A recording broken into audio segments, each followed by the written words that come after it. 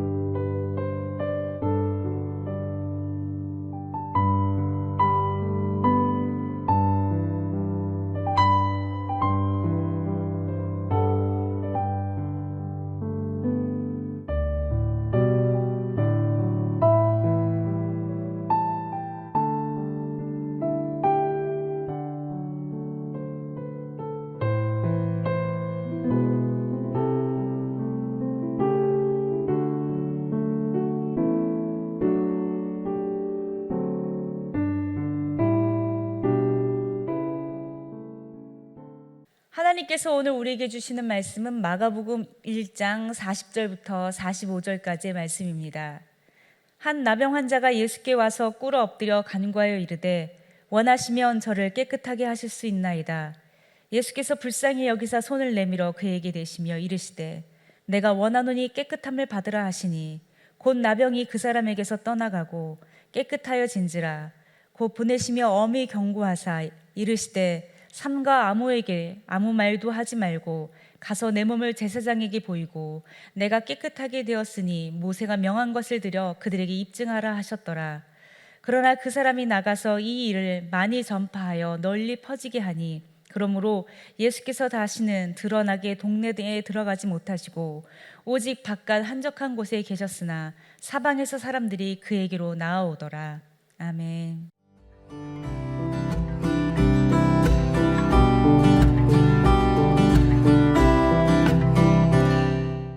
성경에 특히 신약 성경에는 예수님께서 나병 환자들을 고치신 이야기들이 많이 나옵니다. 이 나병이라고 하는 것은 오늘날 우리가 알고 있는 한센병처럼 살이 썩어 들어가는 병만을 지칭하는 병이 아니라 각종 전염성을 가지고 있는 모든 피부병을 지칭한다라고 말할 수 있습니다. 어쨌든 이렇게 나병에 걸린 사람들은 한 마을에서 공동체와 함께 살 수가 없었습니다. 그들은 공동체에 전염시킬 수 있는 그런 위험 인물들이었기 때문에 바깥에 나가서 살아야지만 됐던 것이죠. 성 바깥에서 가족들과 접촉하지 못하고 그들과 교류하지 못하고 살아가는 그 삶 자체는 어떻게 보면 살았으나 죽은 것과 같은 삶을 살았다라고 말할 수 있을 것 같습니다.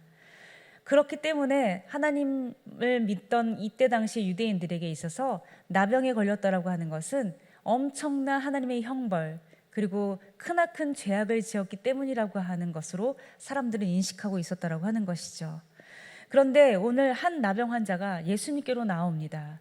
그리고 그는 이렇게 이야기합니다. 원하시면 저를 깨끗하게 하실 수 있나이다. 굉장히 놀라운 믿음의 고백이지 않습니까?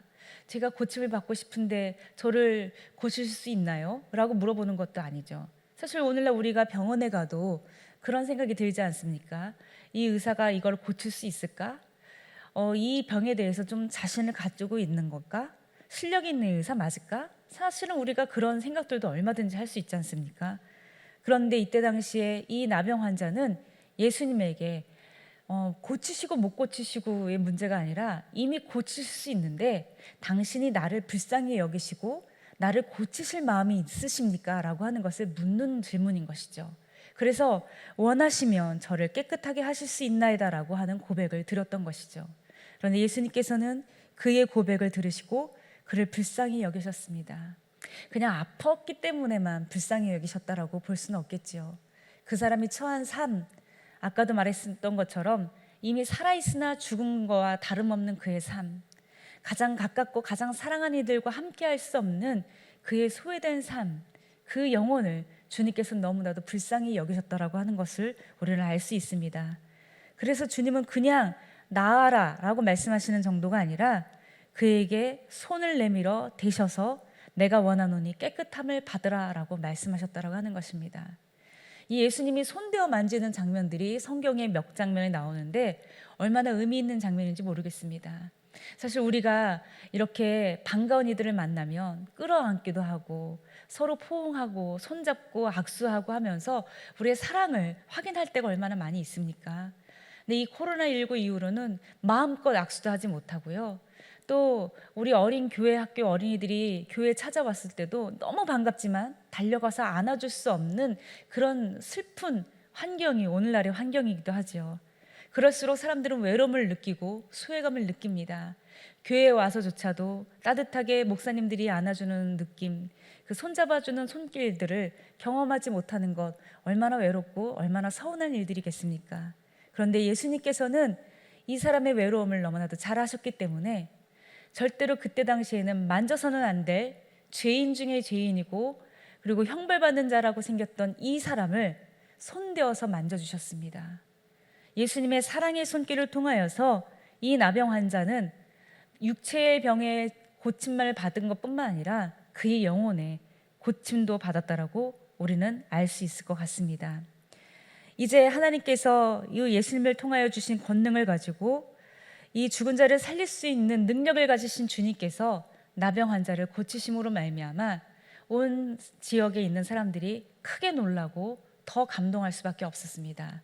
사실 나병을 고칠 수 있다라고 하는 것은 죽은 자도 살릴 수 있다라고 당시 유대의 전승에서는 그렇게 믿고 있었기 때문이죠. 이제는 생명을 살릴 수 있는 메시아가 이 땅에 왔구나. 이스라엘 백성들은 환호할 수밖에 없었던 것이죠.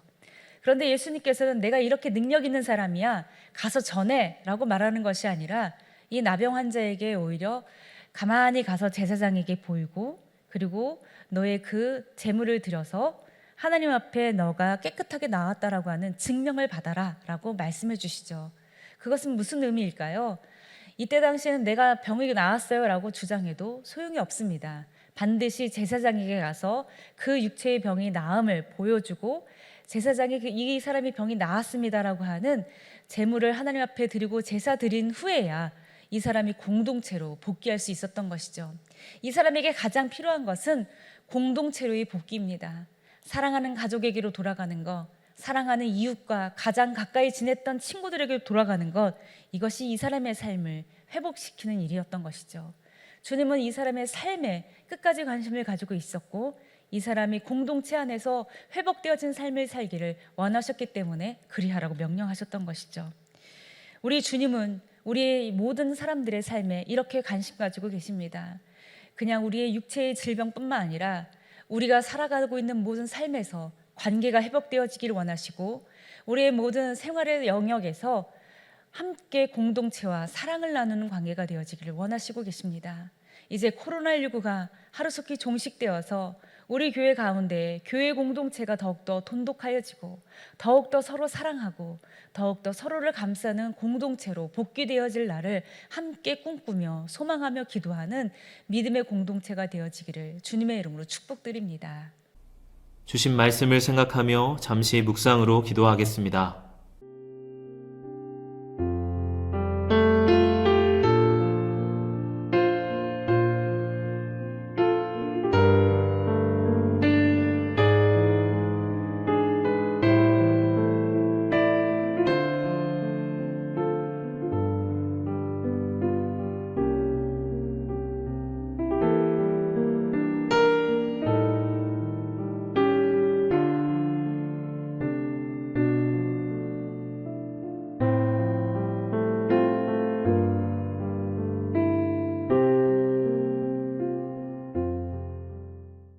다 함께 주기도문으로 예배를 마치겠습니다.